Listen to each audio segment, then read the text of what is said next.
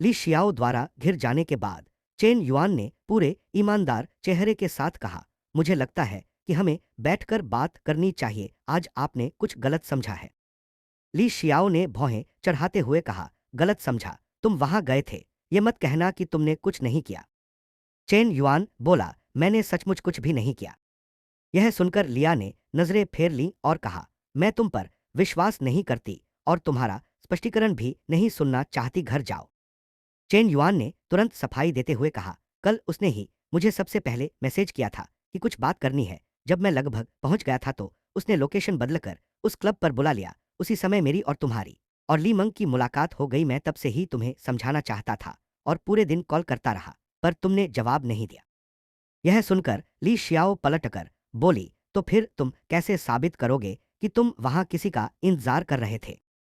Chain yuan ने तुरंत अपना फोन निकाला और कल के मैसेज दिखाते हुए कहा, देखो ये हमारे मैसेज हैं। उसने पहले रेस्टोरेंट का एड्रेस भेजा, फिर क्लब का। जब मैं वहां पहुंचा तो मैंने उसे जल्दी नीचे आने के लिए भी कहा था। अगर तुम अभी भी यकीन नहीं करती तो हम शो यून जियान जाकर कैमरे चेक कर सकते हैं।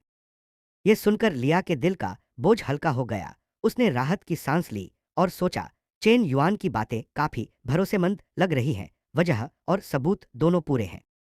चेन युआन ने आगे कहा, ज्यू वेन, मैं उन जगहों पर क्यों जाऊंगा घूमने? तुमने मुझे बहुत गलत समझा। तब जाकर ली शियाओ बोली, चेन युआन, माफ करना, मैंने सोचा भी नहीं था कि मामला ऐसा निकलेगा। उसकी चेन युआन के पर हलंत रत ही चीनी अक्षर फेवरेबिलिटी तुरंत 60 से बढ़कर 73 अंक हो गई।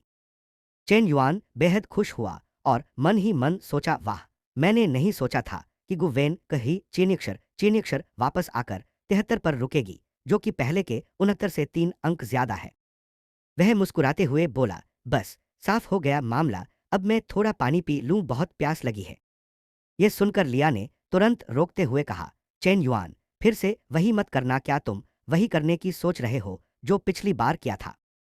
चेन युआन ने सीने पर हाथ रखकर भोला चेहरा बनाते हुए कहा, सच में प्यास लगी है, दोपहर के खाने के बाद सीधे यहाँ आया हूँ, गला सूख रहा है, बस एक घूंट पानी, फिर मैं चला जाऊंगा। लिया ने शक से पूछा, सच? चेन युआन हंसते हुए बोला, बिल्कुल सच। ये सुनकर लिया बोली, तो रुको। उसने दरवाजा जोर से बंद किया और कुछ सेकंड बाद एक बोतल पानी लेकर बाहर आई, लो पी लो। चेन युआन ने बोतल देखते हुए मन ही मन सोचा, इतना शक क्यों? बिल्कुल भी भरोसा नहीं रहा क्या? मेरी छवि गु वेन की नजरों में इतनी गिर गई है। पानी देते ही लिया ने तुरंत फिर से दरवाजा बंद कर दिया। उसी समय पास से गुजरती एक आंटी यह सब देख हंसते हुए बोली, बेटा इतना अधीर मत बनो, जल्दीबाजी में काम बिगड़ जाता है। चेन युआन मुस्कुराकर बोला, आंटी, बिना जल्दी के तो गर्मागर्म चीजें नहीं मिलती, वरना सिर्फ बचा खुचा मिलता है। आंटी हंसकर सोचने लगी, आजकल के लड़के बड़े चालाक हैं, पर यह लड़का तो काफी सुंदर और सुदृढ़ है। ऐसा क्वालिटी वाला नौजवान कम ही मिलता है। शायद मैं अपनी पुरानी सहेलियों से कहूं कि क्लब में कुछ मेल मॉडल बुक कर ले। लेकिन ली शियाओ से कुछ खास हासिल न होने पर चेन युआन को मजबूरी में अपनी कार की ओर लौटना पड़ा। कार में बैठते ही ली हाओ का मैसेज आया, चेन युआन, इस वीकेंड मिलते हैं। इसे पढ़कर चेन युआन बेहद खुश हुआ, वाह, यह सफर बेकार नहीं गया, गलतफहमी भी दूर हो गई, चीनी अक्षर भी बढ़ी और अब जियो वेन मेरे साथ आगे बढ़ने के लिए तैयार है। इसी बीच उसका फोन बजा, सो शुई की वीडियो कॉल थी। चेन युआन ने तुरंत उठाया। उधर से शुई बोली, चेन जोंग, प्लम्बिंग और इलेक्ट्रिकल का काम पूरा हो गया है, अब हैंडओवर के लिए तैयार है, आप कब देखने आ सकते हैं? चेन युआन बोला, मैं अभी आ सकता हूँ, रुको मैं आता हूँ। आधा घंटा बाद जो विला के सामने काई जमी सीढ़ियों पर बैठी पत्तियां चुन रही थी। चेन युआन कार से उतरा और बोला, क्या बहुत देर से इंतजार कर रही हो? शुई घबराकर खड़ी हुई, नहीं, बिल्कुल भी नहीं। चेन युआन मुस्कुराते हुए बोला, इतनी घबराई क्यों हो? मैं तुम्हें खाने तो नहीं जा रहा। फिर अंदर की ओर इशारा करते हुए बोला, चलो मुझे अंदर ले चलो। शुई तुरंत संभल गई और बोली, ठीक है मिस्टर चेन, आइए मैं आपको सब कुछ एक एक करके दिखाती हूँ।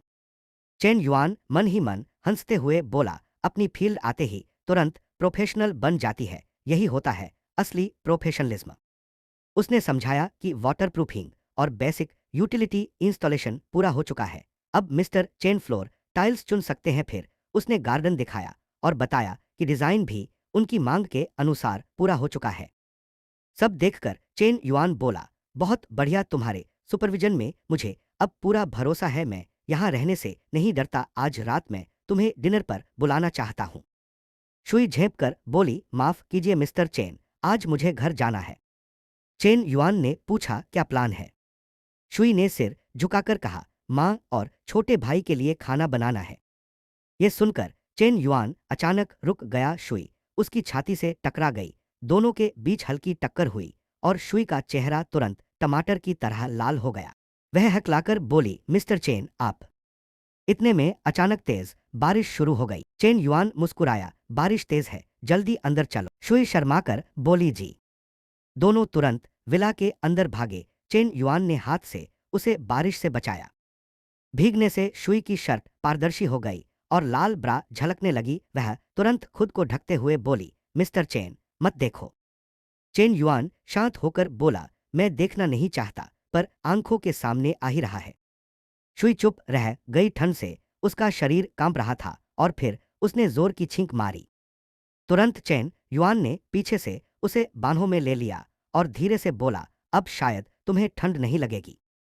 शुई आश्चर्य से बड़ी बड़ी आंखों से उसे देखने लगी और सोची, मैं कभी किसी लड़के के इतना करीब नहीं रही। पूरा शरीर सुन्न हो गया है। मैं उसे धक्का देना चाहती हूँ, पर यह मिस्टर चेन हमारे लिए बहुत जरूरी क्लाइंट हैं, अगर नाराज हो गए तो।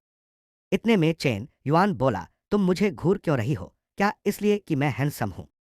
शुई मन ही मन सोचने लगी, ये मिस्टर चेन नार्सिसिस्ट हैं या मजाक कर रहे हैं। जवाब कैसे दूं? टीचर्स ने ऐसे सवालों के बारे में कभी नहीं सिखाया। चेन युआन मन ही मन हंसते हुए बोला, कितनी मासूम है, छेड़ने में बड़ी आसान। उसने सोचा, अगर ये मेरे मजाक से परेशान नहीं है तो इसका मतलब है मुझे आगे बढ़ने की पूरी गुंजाइश है।